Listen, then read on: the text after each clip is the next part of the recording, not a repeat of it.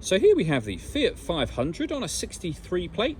I'm going to start off by showing you around the outside of the car, and then we'll hop in and run through some controls on the inside.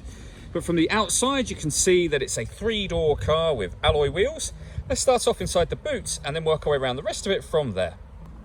So as we approach the back of the car, you'll see that given the size of it, we've got plenty of boot space. We also have that 50-50 split folding rear seat should you need to increase this space even further.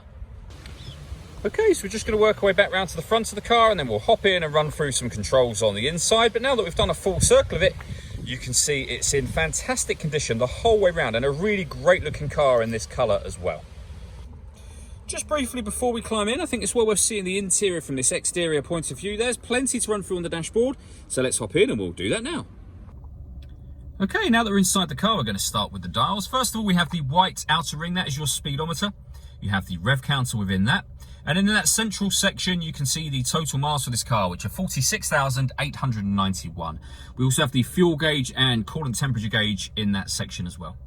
If we back out to the steering wheel, we have stereo controls on both sides and phone controls as well. You can pair your phone by pushing and holding this button down and then following the instructions over on the stereo screen just here. You can see when it comes to music, we have AM and FM radio.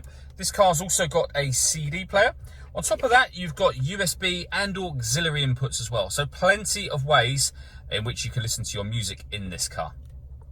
Working our way down, we have this button. So this turns the city power steering on. So the power steering becomes a lot lighter when you turn it on for parking in cities, for example.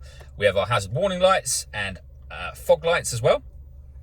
Below that, we have the fans for the car. So you can turn the fan on and adjust obviously the speed of the fan. You can adjust the temperature.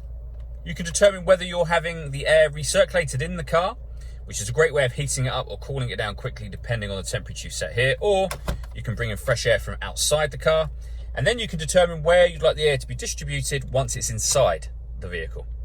When you're happy with all of those settings, you can turn the air conditioning on by pushing this whole button in, and you'll see in there the light is turned off at the moment, or it's turned on. When it's turned on, that means the air conditioning is on. We then have the rear heated screen just there, and this button will turn on and off the stop and start. So I've just turned it off. This car is designed to cut out when it's stationary in traffic, which will save you fuel. And as I say, that system is now off. We have driver electric window, passenger electric window, and a 5-speed manual gearbox. And then down here we have the locking wheel nut for the key so that you've got secure alloy wheels. We have auxiliary input, USB input, and a 12-volt charging socket underneath that cap. The last thing I wanted to mention is we have a manual blind just here, but you can open up this section to give you a glass roof that lets in a lot of extra light to the cabin area. It does make it feel a lot bigger as well.